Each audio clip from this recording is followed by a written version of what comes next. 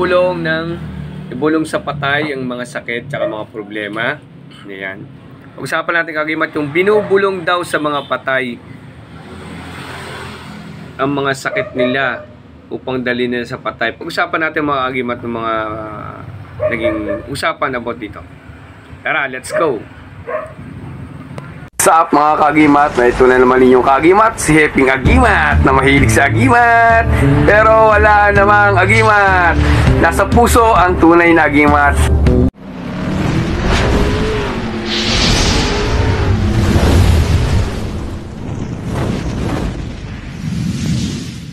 Yun, shoutout mga kagimat na mapagpalang araw o gabi, no?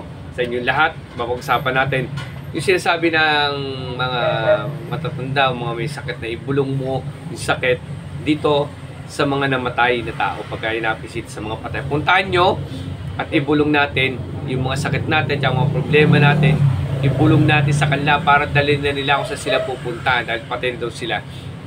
Yan. Pag-usapan natin yung mga agimat to para malaman din natin yung iba't ibang na pagbubulong nga doon sa mga patay. Maganda ba to? Or tama ba to? O may katotohanan ba to? No? Based sa akin yung mga napag-anuhan, mga kagimat, no? Ito po ay hindi po dapat natin ipinapasa mga sakit natin sa mga namatay po. Kasi po ganito po yan mga kagimat, no? Ang mga sakit ng bawat tao, ang bawat sakit po natin ay hindi po kayang pagalingin niyo ng patay. Pag ibinulong niyo po doon, gagaling kayo. Hindi po kayo gumagaling pag ibinulong niyo doon. Ang kagalingan po ay manggagaling po talaga sa taas. Ang pinakamaganda niyo pong gawin kaysa ibulong niyo po to, linisin niyo sarili niyo. Tapos manalangin po tayo. Pag nilinis natin, nag-cleansing tayo, nilinis natin sarili natin, bago tayo sumbiling tayo sa taas, madali ito kalulugdan na ikagagaling natin. No po, hindi naman kailangan ng mga Latin natin na yan para lang mapagpagaling. Paglilinis po ng sarili, paglilinis ng puso at isip, ay makapagpagaling sa pagtawag ng Ama. No? Tumawag tayo Diyos Ama, Diyos ng Espiritu Santo, manalangin po tayo ng taimtim. No? O tayo elisin natin yung mga galit sa puso natin. Madali po tayo makatawag. Ang kahilingan, doon natin hilingin sa Ama na ibigay ang kagalingan sa atin. Hindi po sa mga nasawi na po. Wala pong katotohanan yan. Hindi po nila dadalhin yung sakit nyo. Kahit anong gawin po nyo, hindi niya kayang dalhin yung sakit nyo. Ang sakit nyo po ay kayo magdadala at kayo rin magpapagaling yan sa pagbibigay ng vitamina sa ating katawan, pag-physical ng sakit, at panalangin sa Ama.